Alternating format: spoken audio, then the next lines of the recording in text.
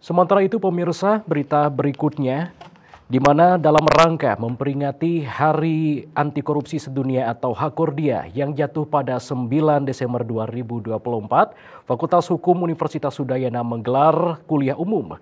Kegiatan ini mendatangkan narasumber Kepala Kejaksaan Tinggi Bali Ketut Sumedana di Aula Fakultas Hukum Universitas Udayana pada Rabu 11 Desember 2024.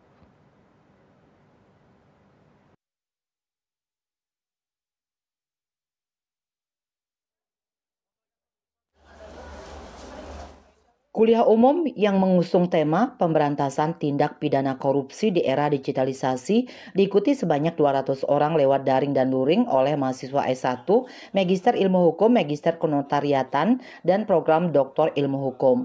Dekan Fakultas Hukum Universitas Udayana Profesor Putu Gede Arya Sumertayasa mengatakan, dalam rangka memperingati Hari Anti Korupsi Sedunia, Fakultas Hukum Universitas Udayana menghadirkan Kajati Bali, Dr. Ketut Sumedana, dan mengucapkan terima kasih kepada Kejati Bali yang telah berbagi pengalaman ilmu hukum kepada mahasiswa Fakultas Hukum Universitas Udayana.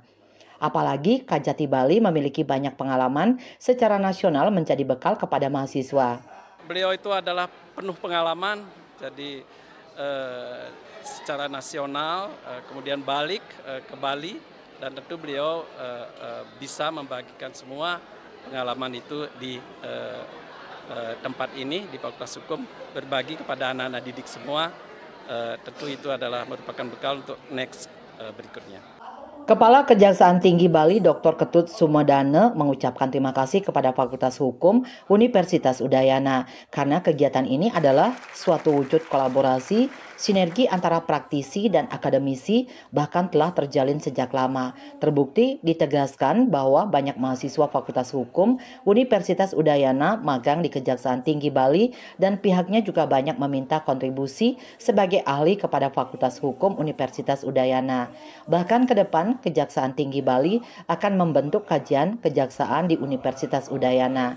Terkait sistem digital, mantan Kepala Pusat Penerangan Hukum Kapus Penkum Kejaksaan Agung ini menerangkan Kejaksaan Tinggi Bali telah memiliki SPP TTI di mana hal itu sudah berkoordinasi dengan penyidik kepolisian, kejaksaan, Mahkamah Agung, dan KPK. Pertama saya ucapkan terima kasih kepada Fakultas Hukum Universitas Udayana. Ini suatu bentuk kolaborasi, sinergi antara praktisi dan akademisi. Dan ini sudah terjalin lama.